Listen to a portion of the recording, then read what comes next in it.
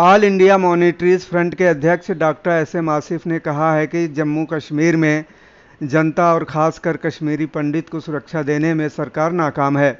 इसका ताज़ा उदाहरण है कश्मीर में एक हिंदू बैंक कर्मचारी की हत्या। बैंक में घुसकर उसे गोली मारी गई। इसके साथ ही सोशल मीडिया पर बहुत ही कम समय में पहचान बनाने वाली 30 वर्षीय महिला को भी पिछले दिनों हत्या कर दी गई। चरमपंथियों ने उनके घर में घुसकर उसे बाहर बुलाया और बहुत नज़दीक से उस पर गोली चलाई। यह आतंकवादी अभी तक पकड़े नहीं गए हैं। इतना ही नहीं, वह इस तरह की घटनाओं को लगातार अंजाम देते आ रहे हैं और कश्मीर में आतंकवाद का डर फैलता जा रहा है।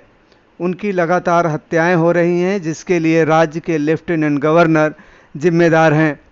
डॉक्टर आसिफ ने कहा कि राज्य में धारा 370 हटाए जाने और पिछली बार की गई नोटबंदी का आतंकवादियों को रोकने में किसी तरह मदद नहीं मिली है। मददगार होते तो राज्य में आतंकवादियों का राज नहीं चल रहा होता। आज हालात 90 के दशक की तरह से दिखाई देने लगे हैं, जहां कश्मीरी घाटी में अपने आप को असुरक्षित महसूस कर रहे हैं और खुद इस्तीफा देकर कहीं भी जाने को तैयार हैं। आइए सुनते हैं क्या कहते हैं डॉक्टर एस.एम. आसिफ। आज कश्मीर के हालत बहुत ख़राब होते चले जा रहे हैं और कश्मीरी पंडितों को रोज़ गोली से भूना जा रहा है कश्मीर में। अब तक इस साल के अंदर 19 कश्मीरी पंडितों को इन्होंने आकर के गन पॉइंट पर मार दिया। सवाल है कि जो स्थिति कश्मीर की है वो 90 के दशक की स्थिति बन गई है और सरकार जो है आतंकवादियों पर कंट्रोल नहीं कर पा रही है। हाँ, भारत सरकार को फ़ौरन आतंकवादियों पर कंट्रोल करना चाहिए। अब पाकिस्तान के लोग जो हैं पाकिस्तान आतंकवादियों को जिस तरीके से कश्मीर में भेज के कश्मीरियों को वहाँ से भगाने की कोशिश कर रहा है, उसको सरकार का कर्तव्य है कि कश्मीरी पंडितों की सुरक्षा दी जाए और कश्मीर के लोगों को वहाँ पर बसाया जाए। हमारे lieutenant governor Manoj Sinha total fail हो चुके हैं क्योंकि लॉ एंड ऑर्डर वहाँ पर ठीक नहीं है। रोज़ आज भी जो है वहाँ पर एक जो है बैंक कर्मचारी को गोली से भून दिया आतंकवादियों ने और कश्मीरियों को इस तरीके से भगा रहे हैं वहाँ से।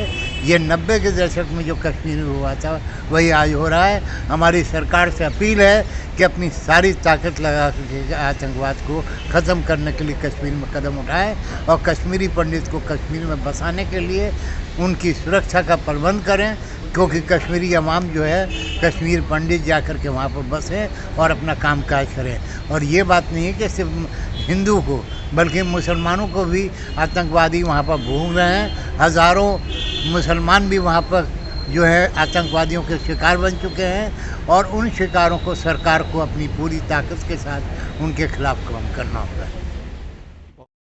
इतना ही नहीं, यह आतंकवादियों ने वहां के जाने माने मुसलमानों को भी अपना टारगेट बनाया है, ऐसा डॉक्टर एस.एम. आसिफ का कहना है।